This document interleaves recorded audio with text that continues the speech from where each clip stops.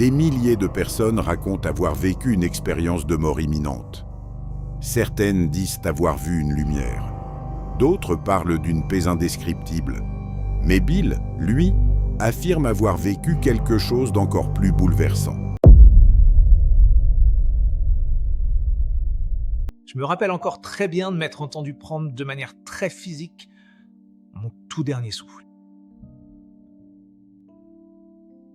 J'ai quitté mon corps en passant lentement à travers cette brume absolument magnifique, à la fois incroyable, fluorescente et vibrante de lumière.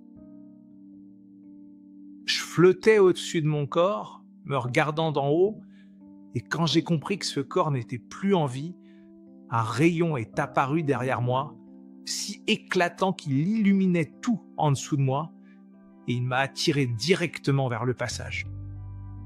Ce magnifique tunnel. Le tunnel était composé de couleurs magnifiques.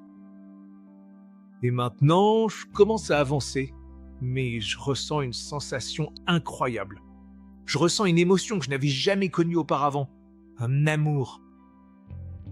Cet amour était tellement incroyable qu'on devient littéralement cet amour. Maintenant, tu es dans cette lumière, tu fais partie de cette lumière, et je me déplace à ce qui me semble être la vitesse de la lumière. Aucun débris, rien du tout.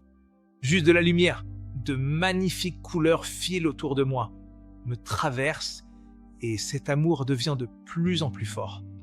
Au moment où j'arrive à destination, je me souviens avoir dit distinctement « Je suis chez moi, je suis enfin chez moi ».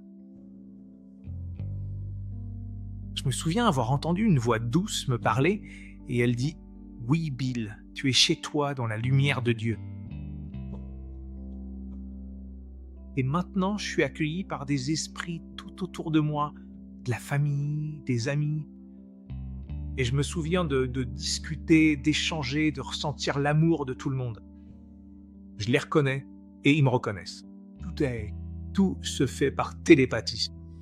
Il n'y a plus de bouche à ce stade. Il n'y a plus de corps à ce moment-là. On est juste, ce sont des faisceaux de lumière. Je suis encore une brume à ce moment-là.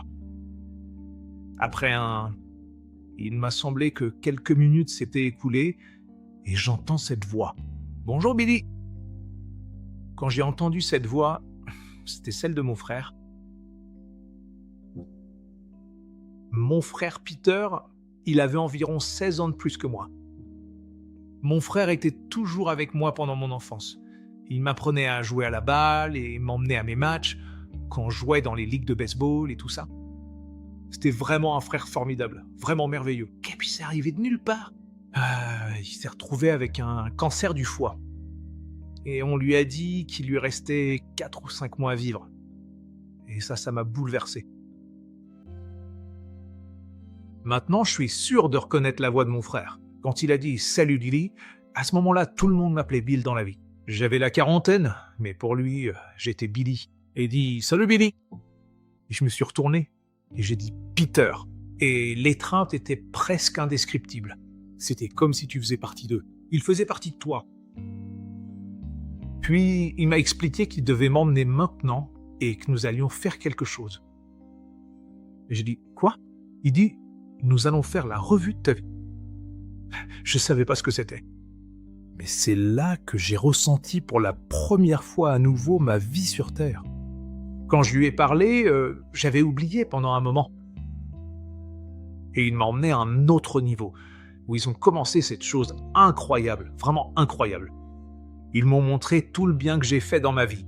Ils m'ont montré tout le mal que j'ai pu faire dans ma vie. Heureusement, Dieu merci, je dis toujours Dieu merci, je n'ai jamais vraiment eu l'impression d'avoir fait quelque chose de vraiment, vraiment mal. Mais je ne savais pas la peine que j'avais causée à certaines personnes. Mais tu ressens cette douleur. Tu ressens cette souffrance que tu as infligée aux autres. Tu deviens la douleur physique. Et je pleurais physiquement dans mon esprit, sans corps. C'est comme si je chantais les larmes. Ça montait tellement fort. J'ai dit, je n'en peux plus, pardonnez-moi, je suis désolé. Et tout à coup, une lumière est arrivée et a dit, maintenant, nous allons te montrer le bon côté. Dieu merci, j'ai fait beaucoup de bien dans ma vie, surtout avec ce travail-là. des années comme ambulancier à faire tout ça, à essayer de sauver des vies et de ramener les gens et de les aider de toutes les manières possibles. C'est là que j'ai compris pourquoi nous sommes ici. J'ai compris que nous sommes ici pour servir, pour nous entraider. Nous sommes tous connectés. Jusqu'à ce moment-là, j'étais un homme d'affaires. Je ne pensais à rien d'autre qu'aux affaires. Je devais rentrer chez moi après le spectacle et j'avais un rendez-vous pour aller à QVC et tu sais, c'était ça ma vie. J'avais jamais eu ce genre de pensée dans ma vie auparavant. Et puis Peter m'a dit « Ton troisième gardien arrive ». Et cet homme d'un grand âge, plein de sagesse. Quand il s'est approché de moi, j'ai eu l'impression de l'avoir toujours connu. C'était cette voix qui m'a toujours parlé à l'oreille. Il était l'intuition qui m'a évité des ennuis, alors que beaucoup de mes amis en avaient. J'entendais toujours ces choses. Ce n'est pas la bonne chose à faire, tu sais. Tu te dis ça dans ta tête, mais c'est ton intuition. Mais il est venu vers nous et nous étions là, debout. Et je me souviens d'Antonio à cet endroit. Et Antonio a dit « Regarde-toi, Bill ». Je me souviens avoir baissé les yeux sur moi-même et j'ai changé en cet être magnifique. Maintenant, j'étais comme les autres esprits. J'étais ce bel être. Maintenant, nous sommes de retour dans l'esprit, alors je ressens à nouveau cet amour absolu. Dans ta partie spirituelle, t'es toujours dans l'amour, connecté à tout ce qui t'entoure. Il m'emmène à un dernier niveau. Tous les trois m'emmènent à un dernier niveau où je crois que c'est presque comme un panel. Ils m'emmènent devant ces anges magnifiques, splendides, tout autour de moi. Et je me souviens qu'ils m'ont expliqué que j'allais recevoir la sagesse et la connaissance. C'est alors qu'un autre ange s'approche doucement de moi et il me dit d'une voix claire « Tu dois maintenant retourner là-bas ». Je ressens un amour total. J'ai dit « Non, non, s'il vous plaît, ne me renvoyez pas ». Je suppliais encore et encore. « Tu dois retourner ».